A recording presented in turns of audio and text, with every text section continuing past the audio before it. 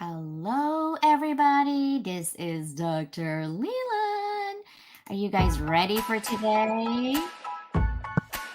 I hope so. Let's go ahead and take some music. Get us going.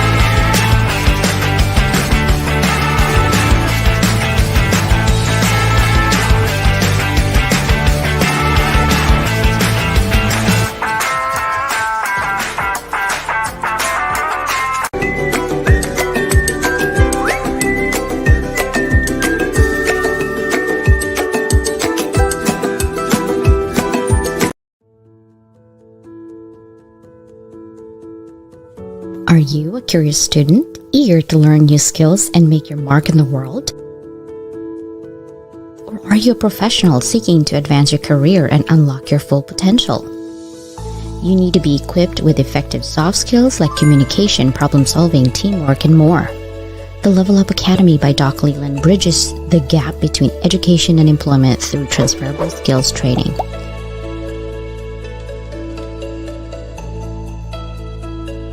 Get the soft skills you need to be more effective at work.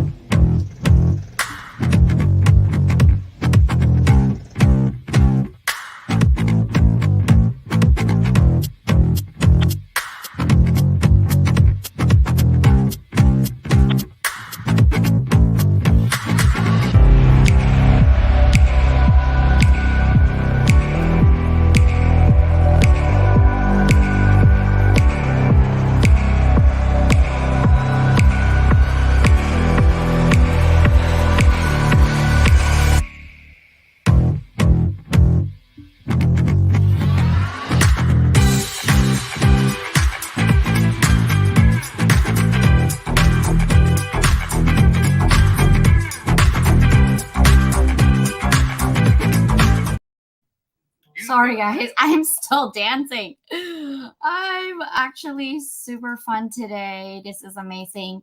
Another day. My sister Susanna is here first. Love you, sis. I'll be calling you soon, as usual.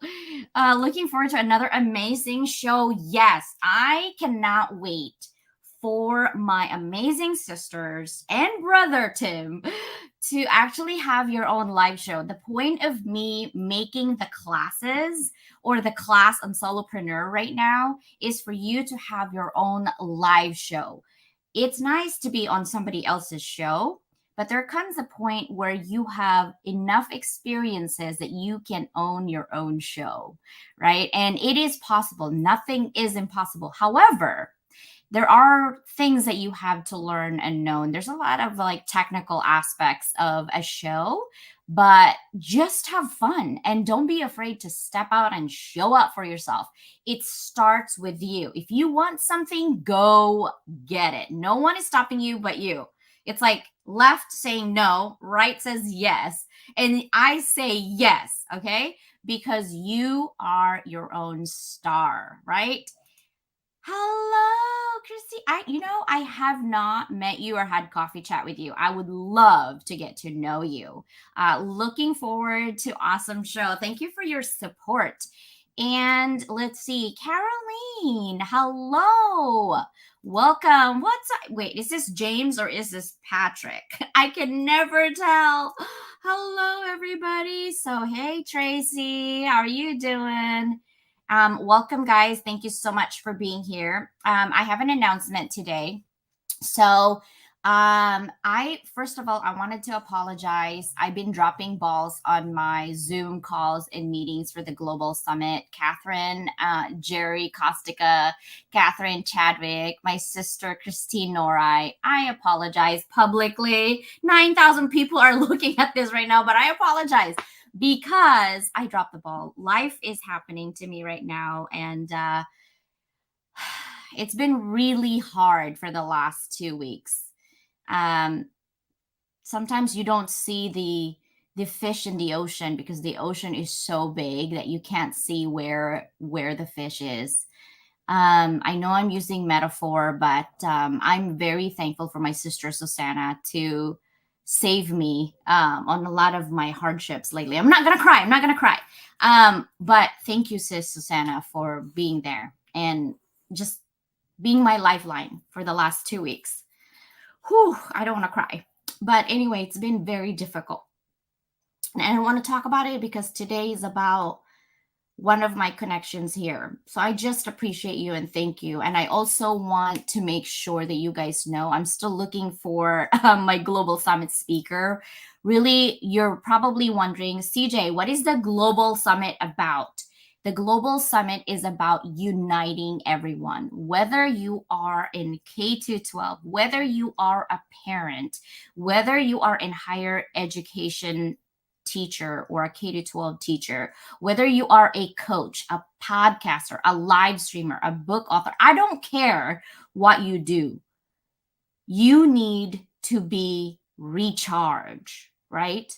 And you need to be in charge of your life. We can often stay in our victimhood role. I, for one, know that. Or I can get up and said, you know what? This is life. This is what's giving me. I need help. I need the help from people who are going through it and now they're after it on whatever it is, right? Recharge and in charge is the title of my global summit. It is because in order for us to be a leader in our community, we need to recharge, to think about your phone, right? Your phone has so much information, so much amazing things. You could do WhatsApp, you could do calls, you could do emails, it's a computer. But if your battery dies, it's a paperweight. Nothing. The phone is nothing. It's just a paperweight at that point, right? That's the same thing as us. It doesn't matter how amazing and great and intelligent and genius and whatever else you are. If you don't recharge yourself and tool up, you're just a paperweight, just like the phone.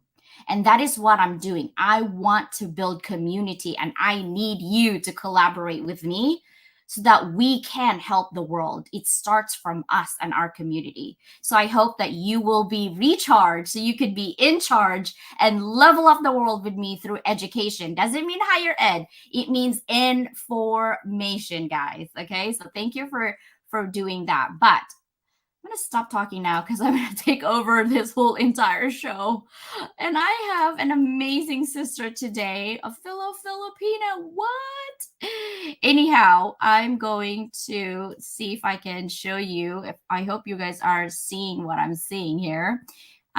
This is, hold on one second.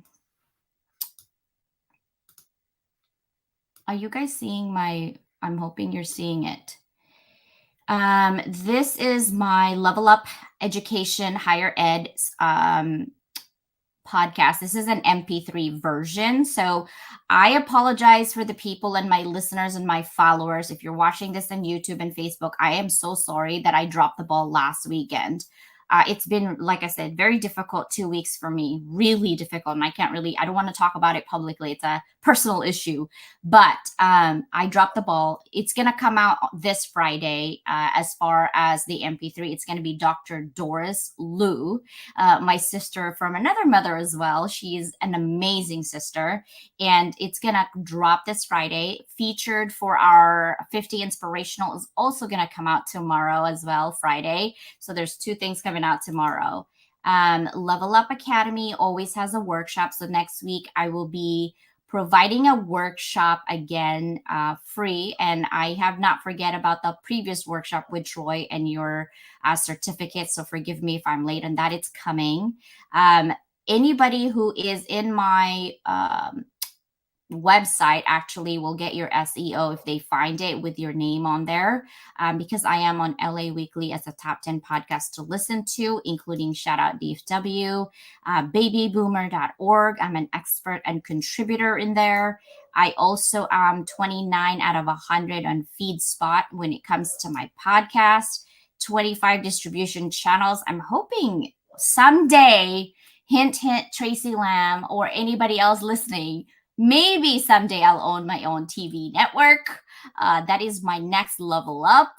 And book number 1 is actually on Amazon if you guys wanted to check it out. Very technical, though. It's a long page because it is my dissertation. Book number 2 is very short, less than 80 pages, and it is in 8 different authors. It's more of like an anthology, but in academic form.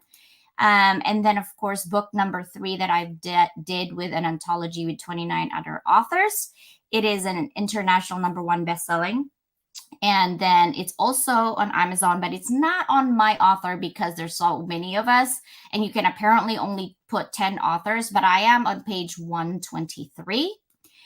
And book number 4, I cannot wait to have this. And this is about my journey as an American Asian student. I'm still a student, guys. You know, I calculated how long I've been in school, and it's been 27 or 28 years that I have been in school. It's crazy, right?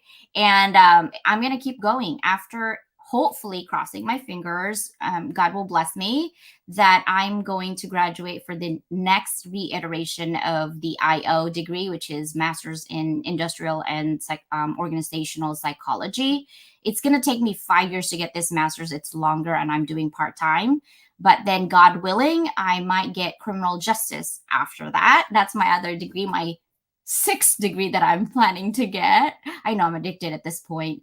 But if you guys snore, if you guys need comfort, if you guys need to just have, if you are in injury, if you're sick, this is the best pillow ever. Okay. I'm about to probably stock out for Christmas and give it away to somebody.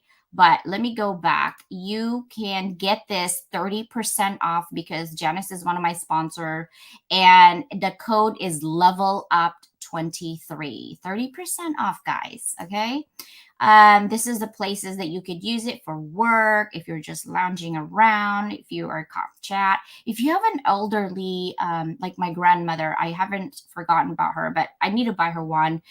She's in hospice, so she needs this pillow, right, to get comfortable. Again, level up 23 is the code. If you guys are thinking of going to Mexico, my sister Sandra owns this in Airbnb. If you scan this and you get there and you want to book it, go ahead and tell her that you are with CJ or Level Up. She will give you a discount.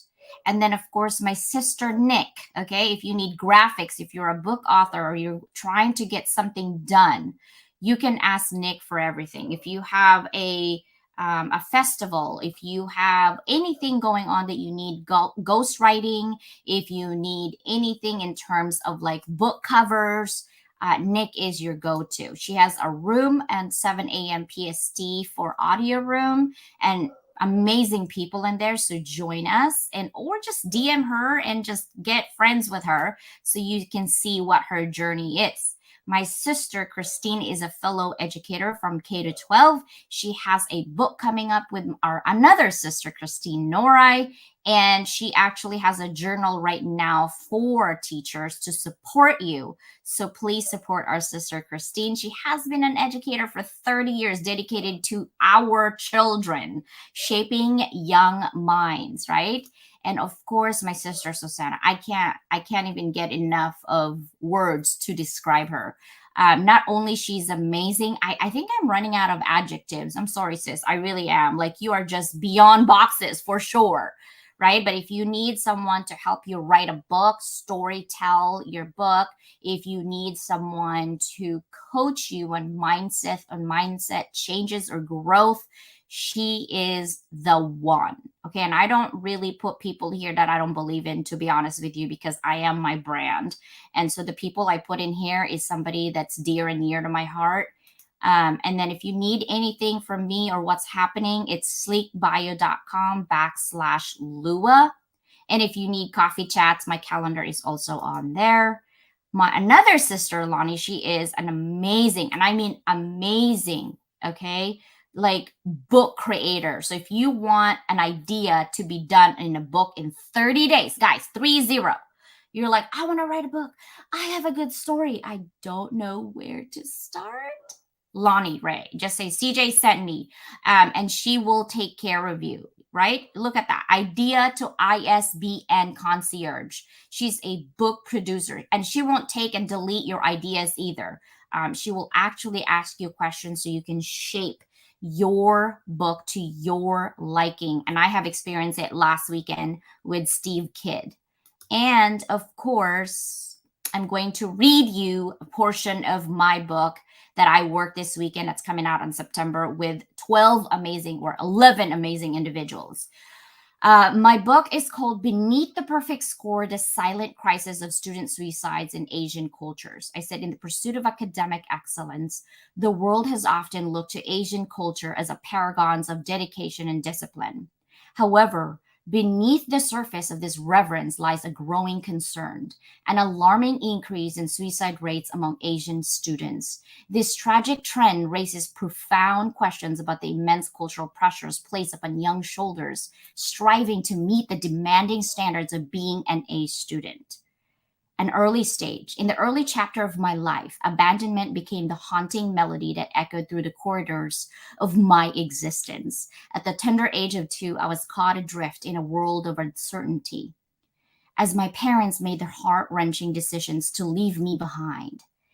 Their departure, the first and most vivid memory of my childhood, marked the inception of a lifelong journey filled with unexpected twists and heart-rending crescendos. Growing up, I found myself dancing to a unique tune, one that has shaped my cultural backdrop of my Asian heritage. It is the symphony of existence. The pursuit of academic excellence was not merely an aspiration, it was an unwavering expectation, a relentless demand.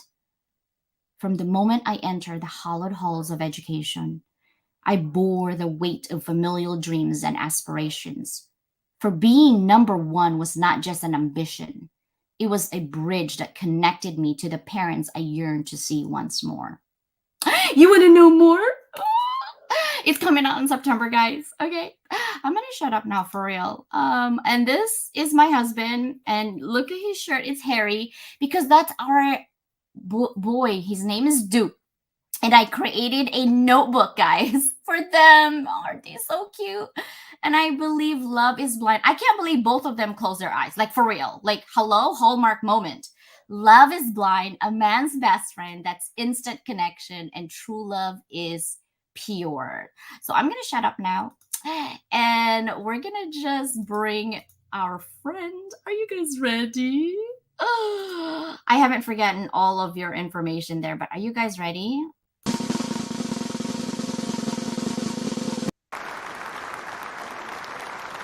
Hello, sister. How are you? Hello, Doc Leland, aka CJ. I am so honored to be here on your Level Up podcast. I know, it's so amazing. We have so many people already here. Thank you so much. All right. So tell us a little about a little bit about you. And this is my first question that kind of get us you really started, right? Think back 20 years ago and find within your timeline some of the significant changes in your life that got you here where you are today. Yes. Okay. Before I start with myself, can I just say thank you for your amazing story. I was sitting here in the green room, getting emotional because I think about what you've been through, the adversities in your life, and what you've done with it. So, as a fellow Filipina, Pinay Power, watching you, I am so inspired. So, I just wanted to say that. So, I have to say that because I can't hold it in. And Don't cry, because I'm a crybaby. yeah, Don't well, cry. We're gonna sometimes be crying here. I know for me, sometimes it's harder for me to talk about myself, but also because I love people's stories and hearing your story and, getting to meet you and getting to know you and knowing what you've been through and and sharing your story with the world, like putting it in a book, doing your podcasts, education and what you've done to share the global summit that you're putting together. So before I start talking about myself, I just wanted to say um so many flowers right now go to you, and I just am honored. Yeah, I'm honored to be here because I don't take this lightly that you've asked me to be here to talk about my story. So I just wanted to say that before I get started. Let me just wipe my little tear that's coming.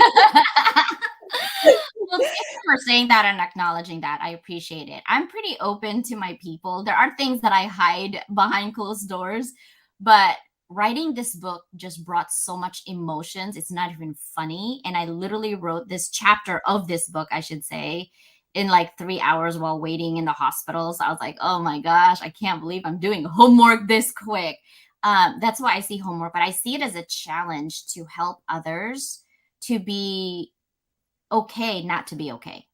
Totally. And it's so funny you say that. I'll go back to your question in a second, but I've been writing my book, I Choose Me, A Girl's Guide to Revolutionary Love, and people have been asking me like, why is it not out there yet? I've written it. I got an award for the manuscript, and because it's very vulnerable. Like it's my story and it's my family's story, and as you know, and you talked about the Asian culture and the rates of suicide, but also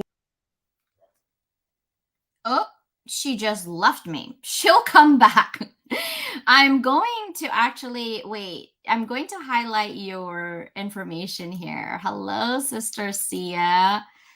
Yes, we'll walk tall. Christine, please DM me. We need to chat for sure. You just left me. I disappear. Do you see the universe is trying to? I'm back. I'm back. The universe is trying to test me. I'm like, nope, because my word for this year is visibility, and it's which is scary for me because even though I have a background in theater, I being visible for me is really challenging. And I think going back to what I was just saying before that test from the universe, I'm like, no, universe, you can't keep me away. I'm back. Um, for the Asian culture, right? For my culture, things that we experience, things that I went through, it was not normal to talk about it outside of the home. And, and it was almost a betrayal. It was almost a betrayal if you told anyone. Therapy was not part of the landscape for me growing up. Like, you should not talk about anything that happened in the household. And so I grew up, and many of us, right, holding a lot of these traumas, right? Childhood traumas that we went through, and we didn't have that space, and it was not okay. It was not normal to talk about it to friends, to even family, because you were betraying your people. And so who wants to, betray our people, our family? And so I am, so that's why I wanted to talk about your work, which aligns with so much with my work. My book, I Choose Me, A Girl's Guide to Revolutionary Love, is really about learning to love myself, learning to pour into myself. And as my calling is to make a huge impact in the world, I know now that I can't make that impact if I'm not taking that oxygen mask, like they say on the plane. Like it makes sense on the plane, right? Like we take it before we pass out, and then we give it to our families or our friends or people around us. But in real life, that's really hard to practice, to take that oxygen mask, to fill our cup first, to pour into ourselves, because we can't give what we don't have. But we're not taught that as young girls, especially young Asian girls You have to growing give, up. give, Give. give, give, and We're don't worry about caretakers. yourself. You're selfish. Just give. Yeah, we're caretakers, and no wonder why there's so many nurses that are Filipina, right? Like our culture is to care for people, is to give, to give beyond ourselves. So I just wanted to say, that's why your story resonated with mine, and what you're doing is because I look to you. You're one of my mentors. Looking at you at top 100 Filipina on LinkedIn. That's huge. Yes. And so I am right there watching you and following your every move. And so, but back to your question. So I'm a good host. You're not gonna be like, she never answered my question. I'm not having Well, I will bring you back to that question. Listen, 20 years, what is happening? How did you get here, right? So talk Yeah. to us. So 20 years ago, I look back. So I was actually moving right around that time. I was married previously. I was married, had two children, and divorced pretty quickly.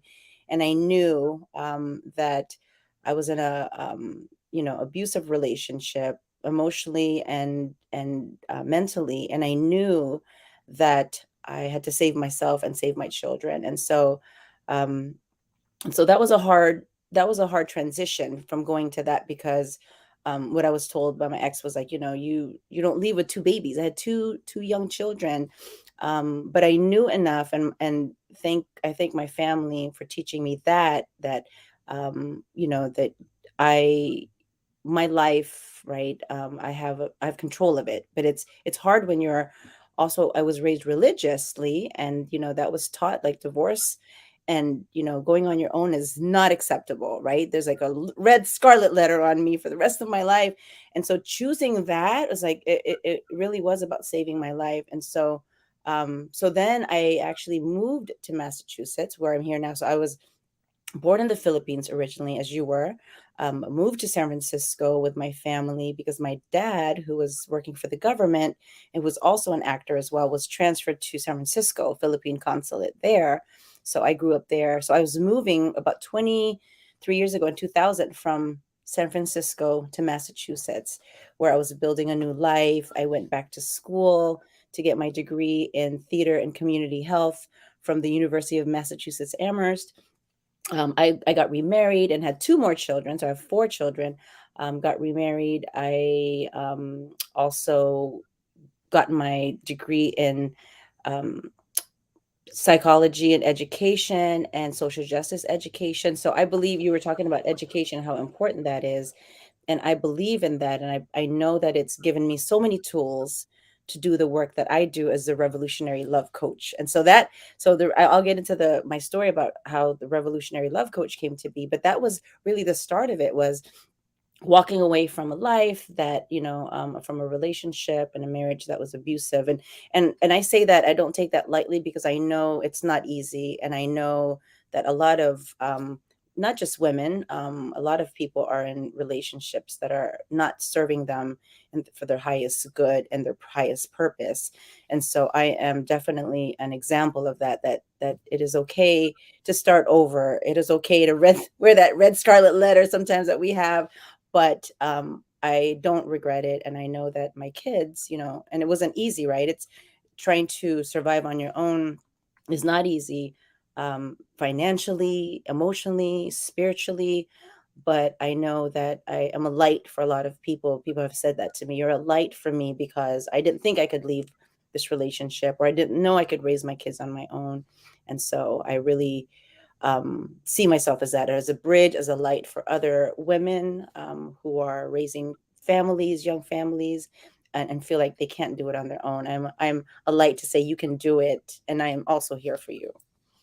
Yeah, that's so kind of you to serve your purpose to help other women. Sometimes because we go through life and we've gone through adversity, and our personality also, if especially if you're introvert, sometimes it's really hard to get out there, because of our social conditioning that we've been taught. Like, you don't talk about yourself because you're selfish and you're narcissistic. uh, don't talk about yourself because no one wants to hear what you have to say. You're a nobody. I've heard those words for me Yes. over and over. But something within me and my spirit just says, nope. Who are you going to tell me? I went through crap already in my life. I'm going to do it my way. You like it? Okay, that's your opinion. You don't like it? Okay. You like it? Okay, come with me, right? Because sometimes, when you're looking, I look at life like when you go to a buffet, there's so many choices and you want to eat everything, but your stomach can only handle this, right? But when you're hungry, you think, oh, I'm picking all this. And then you're like, I'm wasting food because I can't even finish all this. The same thing with life. When you see people in your life, they're so amazing and you look them up as a mentor and all this. And then you get to know them and their values, you're like, not for me. And that's okay. And that's okay because it's not for everybody. And yes, Patrick or James, whoever is typing here, there's two of them there. It is okay not to be okay. It's okay not to be perfect all the time. It's okay. And I want to talk to you about this. Can you define what heart centered leadership means and why it's essential in today's world?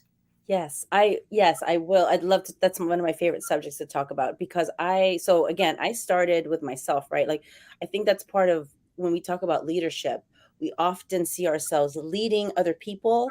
Um, but you can't go where you are not able to, you can't lead others where you're not able to go and you're not willing to go. So part of it is really starting about, leading yourself, self-care. And so that's when I choose me, A Girl's Guide to Revolutionary Love. I talk to leaders about really taking care of yourself. Like you can't lead people, you can't lead your family, you can't lead a movement if you are not breathing, right? If you are not thriving. And so oftentimes leaders, we're just barely surviving. And then we wonder why our organization or our families are not thriving. And so before I talk about leadership within, movements or organizations, I always think about how can we lead ourselves, and so that starts with when I think about love, it's really listening, openness, vulnerability, and empathy. And I teach that in organizations, but I had to practice that with myself first. I had to listen to my body and listen to my spirit. And is my body and my spirit saying, like, stop, rest, please take care of yourself? I had to be open to my own, my own calling to myself. And sometimes that really is about, there's so much noise around us sometimes, what we're supposed to be doing, all these expectations from our parents, from, the institution, from our children. And so really being open is, opening to our own calling. And for me, that's around meditation, listening, and being vulnerable, right? Vulnerability is really challenging because, as you mentioned, right, I oftentimes have been told, right, like, you're too this, once you stop getting so emotional, then you can lead people. And I believe that for a long time. As I get emotional when I talk, when I speak. That's just who I am. And so for a long time I said, once I stop being so emotional, then I could be a leader. And I realized it actually allows me to share my story, but it also opens people up. I've seen it open people up to share their story and to open them up. And then empathy, empathy, we talk about that and being an empathetic leader, but how do we show ourselves empathy? We're the hardest critic to ourselves. Like we tell ourselves, like, oh my gosh, cut it out already. Stop being this, stop being that. And then other people, right? We try to be empathetic with them, with a good friend, like, oh, it's okay what you're going through. So I've tried to really practice love, listening, openness, vulnerability, and empathy with myself first. And so when I think about heart-centered leadership, starts with ourselves. And then we can only, like I said earlier, we can only give what we give to ourselves. So when we think about building organizations or teams or our family, we show up for others how we show up for ourselves. And so that's, for me, that's the foundation of heart-centered leadership, is really um how do we give to ourselves. And it's essential today because with everything going on in the world today, it's so challenging, right, to really be of service to ourselves and to our purpose. And so that's heart-centered leadership is also, again, everything is with this tech boom and AI, right? How do we find and remain heart centered, and really is about, when I think heart centered and when I coach people about being heart centered, it's really about what is your calling, right? Like centering, grounding, what is your purpose here? Because again, it's easy to get caught up in all the other things like AI boom and trying to keep up with that. And it's really going back to ourselves and our purpose. Wow. Susanna said, asking for help became difficult when those I asked said they were happy to help, then complained the whole time, expected me to show up with the answers, which is the antithesis of asking for help, and created an atmosphere where I felt more of a burden and could only feel safe just pulling away. And sometimes people are not aware that you're doing that to other people who really need you. And Yes. sometimes we offer opinions and we think we're helping because we really want to help people, but we're not aware that our words actually is not helping at all. And sometimes people just need listening, right? We just need to listen. And I always tell my students, guys, how many ears do you have? They're like, two. Okay. How many mouth do you have? One. Okay, that means then that you need to listen more than talk more, right? And they're like, okay, I'm gonna shut up now. I'm like, I'm just saying, it's out there, right? Because sometimes, and I also think that when you provide feedback, but it's not, people didn't ask for it, at that point, it's criticism, right? Unsolicited feedback is criticism. And I understand you want to help, but at the same time, you're not asking me what kind of help I need. You're just offering on what you think the help I need, but really I might need some other help, not what you're saying, you see? But now I'm not even going to ask for it because I already know your opinion about my problem. So Yeah. yeah. I love that question. Thank you, Susanna. When why L is first listening, right? When I think about love, right? Listening. And I actually just did this yesterday at a college that I used to teach it for 10 years. They brought me back to work with orientation leaders and the RAs and, and the student leaders. And I really talked about listening. And I think, listen, we kind of say, oh, listening, yeah, I know how to listen. But when we really think about listening, are we listening to really understand? Because it's one thing to listen to hear, like, oh, yeah, I hear the words that are coming out of your mouth. But it's really another thing to listen, to understand, like, what are you really saying to me? And really listening deeper, because these student leaders will be working with other students who are going through mental health, you know, um, issues. And so if someone's talking to you, are you really thinking about, like, what are they really saying? I know their words are saying this, but what's really going on in a deeper way, in a deeper sense? And so I do this listening exercise, and it's really profound what comes out, because when we really practice listening, we realize sometimes we listen and we, take their story like, oh yeah, I know that happened to me. And the next thing you know, we're telling our own story. Meanwhile, they're sitting there like, I just had a lot more to say. Or we also listen sometimes to fix. So instead of really just being there to take you in, right? CJ, if you had something to share with me, I might, as a fixer, say, oh yeah, you know what? I have someone to connect you to. I'm going to call this person. I'm a connector. I like to connect people. So sometimes I might already think about the solution before this person's even done talking, and they're just here to share, just to be held. And so for me, I've just really been thinking about listening. And I might think I'm a good listener, but sometimes even with my kids, because of my power dynamics, right? What do I choose to hear when they share? Am I really listening to them and taking them in? And so and I've been told that by my kids, like, you don't listen. And I've had to check myself, like, I think I'm a good listener, but how am I listening as a parent, right? With that power dynamic. And so, Mm, like, listening is really, it seems simple, but it's really a hard. challenge. Yeah. It is. I just got, when you said like, oh, CJ, you're a fixer. I am. I have that fixer mentality.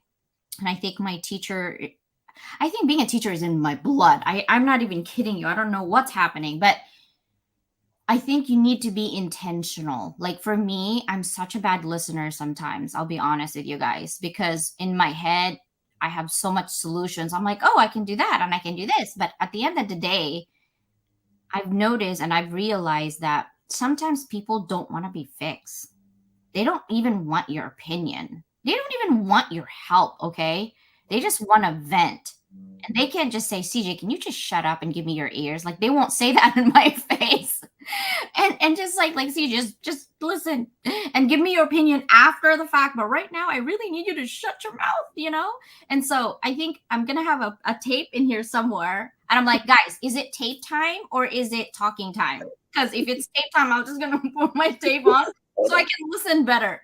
I mean, we're joking, but in reality, it's needed. My kids do that too. Mom, can you stop thinking? And my husband, Sue, they're like, you're such a squirrel. Like you're all over the place and you're thinking 1,000 miles. Like sometimes we watch a movie and I already know, like as soon as I see it within 5-10 minutes, I'm going to know exactly the plot of the movie and I'm never like wrong. And my husband's like, did you watch this movie already? I'm like, no, the plot. I've watched a lot of movies that I think I already know the ending. And my husband's like, you suck. Don't open your mouth. Just look. Don't open your mouth. So I'm a bad, horrible movie person too, because I tend like, oh God, this guy, oh my God, he's talking too much. And my husband's like, are you a producer? Stop. Right. And I'm like, So that's a good opportunity to have the tape when you're watching. yeah, I actually have beautiful color. Okay. I'm a girly girl. Okay. I love agendas. I have beautiful color tape. I'm like, CJ, what's that? It's you time. It's me shutting up now. Yeah. I have I a love funny what you said story. here. Yeah. Yeah, I have a funny story about that. One of my children, we were talking about therapists, and they mentioned that they were looking. And as a parent, of course, I was like, what are you looking for? Who? I was trying to get a sense.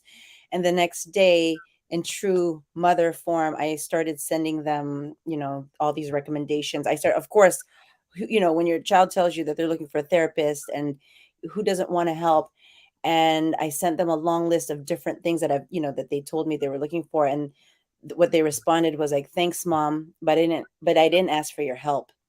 And for a moment I was like, whoa. And I had to apologize because it was true. They were telling me, they were sharing with me what they were navigating. They didn't ask for my help. And I didn't ask, hey, can I look? Can I send you things and get there? Again, consent, right? Like, we talk about consent, but again, as a parent with power. And so I did have to say, I am so sorry. You're right. You did not ask for my help. And when I went back to my text thread, I mean, it was overbearing. I sent so many, I was like, oh my gosh, so overbearing. So that was a good lesson to ask for consent before I help even my children, right? Like they're coming to me to talk to me about issues they're going through. It doesn't mean I have permission then all of a sudden bombard them with my Opinion agenda. how to fix Yes. the problem. I know. I've learned that the hard way. My youngest is very like we have a relationship like we're best friend, and she tells her friends like my first best friend was my mom. I'm like, oh, I'm listening and eavesdropping right now, but I love this conversation, like, and she's like, Mom, get out of my room. I can see your shadow. I'm like, oh, I'm going now, but you're right. I don't know why. And it's actually a disservice to our children when we try to fix everything. Uh, Yes. because they're not going to learn how to do it.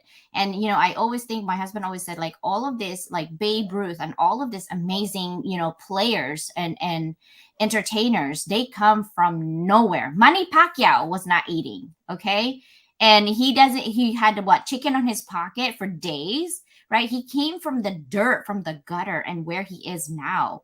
The problem with us parents is that when we go through adversity, we want to fix everything, everyone, every plant, everything, right? Yes.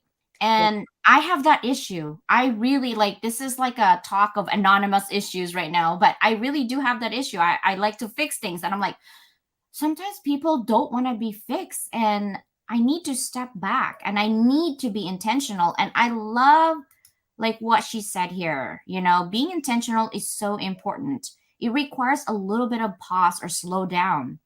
I need to slow down. Um, and Yeah. just have a pregnant pause sometimes because asking questions is so much better than offering statements, right? So, That way we can ask for help or, hey, I just want you to be a good listener today. So, yeah, yeah. right? And I love that conversation that we're having. Now, what are some practical strategies or techniques for leaders to cultivate emotional intelligence and empathy within themselves and their teams using your love strategy? Thank you for that question. And you had a question before that I didn't get Oh, to you answer. answered it already. Oh, You're okay. Okay, great. yeah. Okay, awesome. So for me, this last year, I've actually been building my team. So I think of my team as the foundation, right? Because before then, I was doing a lot of this on my own, and I knew that it was not sustainable by myself, right? Like having a team. And so I was really intentional about how do I build this team, and also because working in an institution, predominantly white institution, and we think about the systems of oppression that are present. I saw them. I was there for 10 years. I saw them. I experienced them firsthand. And I thought about, when I build something, when I create something, I want it to be different. I don't want it to be the systems of oppression that we experience. So one of the things that it seems so simple, but it's one thing that we co-created and instituted as an organization, is we don't apologize. And that's hard because I realized, working with my students in the college, we apologize for everything. I'm sorry for being late, I'm sorry for my voice. We give disclaimers, like, before we say something, like, I'm sorry, this might not sound really smart or brilliant, but here it goes. Like, I started to notice it, because I was working on that, on myself. Like, stop apologizing for my greatness, for being present, for breathing, right? We apologize for everything. And I started to see that. So in my team, that was one of the things. People would apologize. And it's if you step on someone's toes and you hurt them, it's like, it's okay to apologize, but it's usually apologizing for just who we are. And so that's one of the things I say. We had to shift to saying, I'm sorry for whatever, to saying, thank you for your patience, CJ, right? If I'm a few minutes late, thank you for your patience. And, this happened. And so it's really the practice of getting I'm sorry out of our language. Because if you like notice this week, how many times you apologize for yourself, just for everything you do. Like, we apologize for existing. And we don't say that, like, I apologize for existing, but, oh, I'm sorry for this, and I'm sorry for that, and I'm sorry for this. So that's one of the things that we instituted. Like, let's not apologize for who we are. Let's thank the other person for their patience or for their understanding. Because life happens, right? Like, life has been happening for a lot of people, and it's been really challenging. And it requires a lot of patience, understanding, and grace for us to show up. So I in the spirit of gratitude, let's start thanking each other for our, graciousness, or for our understanding, or for our patience. But let's not apologize for our lives, because in a lot of ways we have no control over what's going on, right? And so Guilty. I was like, guilty. I'm like, I'm sorry, guys. My life's falling apart. definitely, And I, dropped the ball, but literally I do have to apologize for that, because I did drop the ball. And, when people make an appointment with you, I take it very yeah, seriously, because time is precious and we can't get it back. So when I drop the ball, and I rarely, like, this week is the only time, probably in a year, that I drop the ball, but life is just getting too much. Like, if you think of water, like, think of this cup, my Hello Kitty cup. Think of it like my coffee is already in the top and it's just oozing right now. That's how I'm feeling with problems. And this is my problem. It's oozing and I'm drowning. And I was like, I can't breathe. I can't breathe. Like, I'm having so much issues. But at the same time, it's okay not to be okay. And I can only handle what I can handle and what's in my control. And I have to be grateful that I'm still able, right? So I always go to gratitude instead of attitude, because that was my next one. I'm like, I'm not grateful, therefore I'm having attitude moment right now. And I'm like, you know what? Let's go back to gratitude instead of attitude, because we snap at people around us when we're too much filled with so much issues. And my yeah, daughter just said, Mom, why are you so grouchy? I was just asking a question. And I was like, I'm grouchy? And she's like, yeah, why? And I'm like, I didn't have my coffee. Like, I'm making excuses at that point.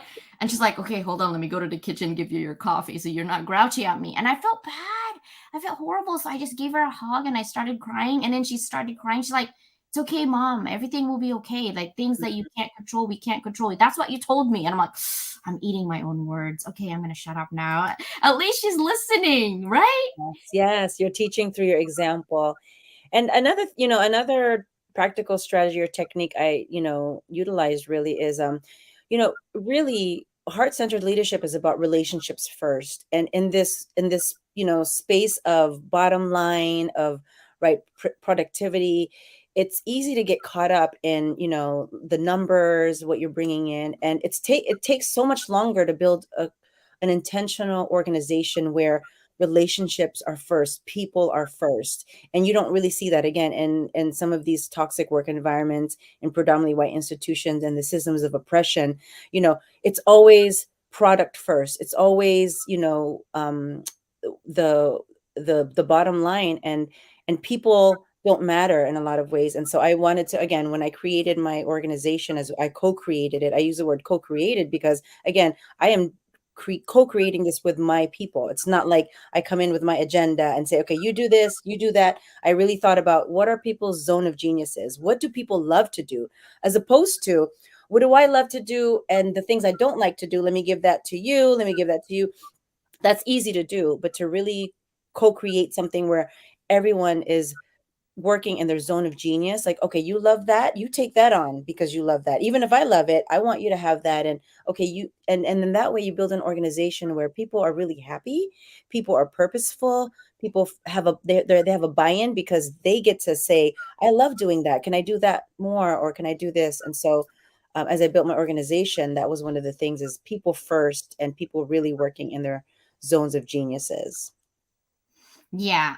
Christine said she has another meeting, but keep going. Yes, we need to have a coffee chat for sure. Um, what advice would you give an aspiring leaders who want to transition from a more traditional leadership style to one that is heart centered? I mean, you've Yes. given a lot already about people first, and we hear it all the time: collaboration over competition, and also making sure that people over profit. Like you hear all of these things, but what are some actionable steps that you would advise someone as a leader right now watching this and said, hey, we need to change to a more heart centered type of leadership?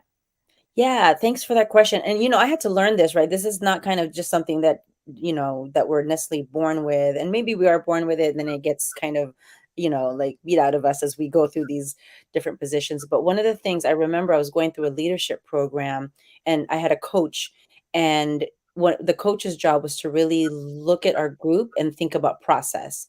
And oftentimes they would say, like, wait, pause, look at the process that just happened. One person said, oh, we should do this. And everyone was like, okay, there was no process. There was no group like agreement. And I started to really think about process during that leadership program. And then I became a coach the following year, again, really thinking about process. So one of the things as I lead is thinking about process. Social justice is a goal and a process. And oftentimes people think about it as a goal of like, okay, how do we make things just?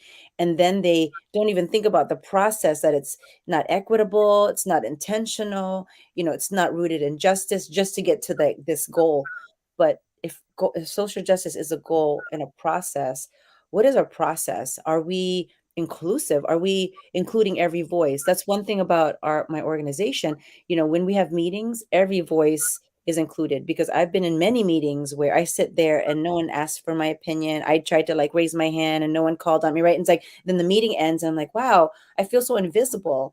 And I never want people to feel that way in an organization I'm creating. And so everyone is seen and heard, is everyone is seen, heard, and valued. And that's something that I want to make sure when we have meetings, when we have, even if we don't have that much time, I want to say, has everyone had their voice heard? Which is hard, because a lot of times if you don't have time for, a lot of time and you have to make a quick decision, right? The go-to is kind of like, okay, this is what I'm thinking, this is what I want to do.